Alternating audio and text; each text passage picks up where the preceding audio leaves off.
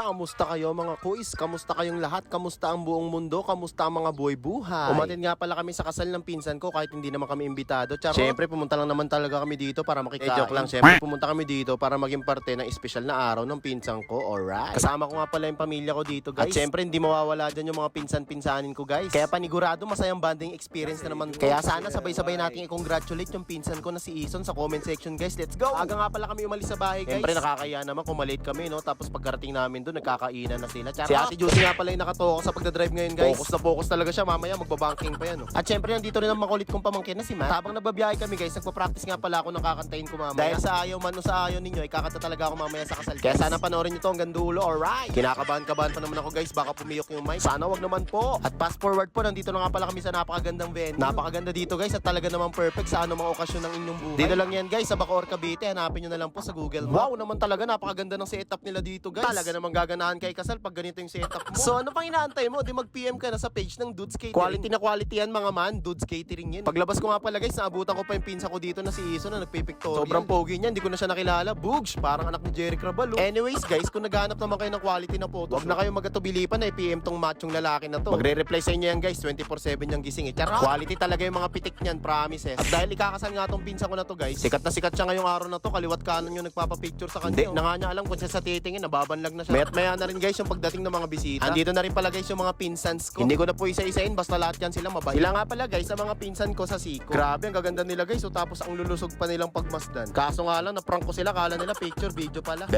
Andito rin pala, guys, yung mga tropang bukas damaw. Bossing, kamusta mga buhay-buhay? Sa ilang saglit nga pala, guys, ay magsisimula na ang kasalan. Kaso nga lang bago yun, syempre, kukumplituhin muna natin ang mga kasali sa program. Syempre, guys, bago magsimula, dapat complete attendance yun. Pag wala, edi absent. At ito na po ang inaantay ng lahat, ang pagpasok ng bride and groom. Ang pogi mo dyan, Son. Ang sarap mo i-kiss, kaso nga lang hindi kita mate. At syempre, ito naman, guys, ang ating bride na si Eunice. Wow, taray ng gown, pak na pakte. Saan mo nabili? Charot lang. Bagay na bagay talaga yung kanta ditong You're so beautiful in white. Boom, sintonado yan. Pagkatapos nun, guys, nagbigayan na pala sila ng mga malalalim na kataga sa mga vows nila. Naiyak na nga ako, guys, mga 30 times. Ibigay ko sa iyo lahat, mapasaya ka lang.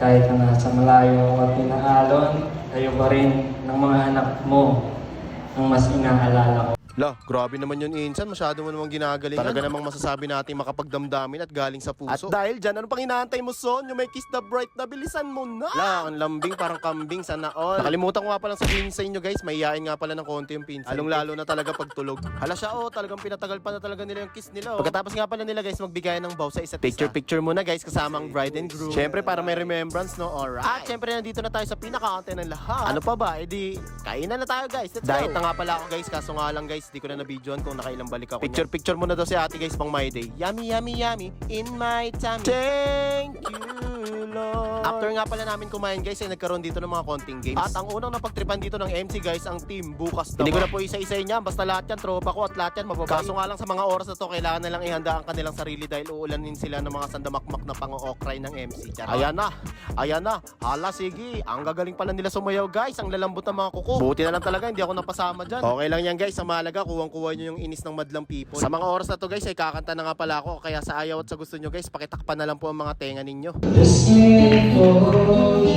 Parang baka naman, guys.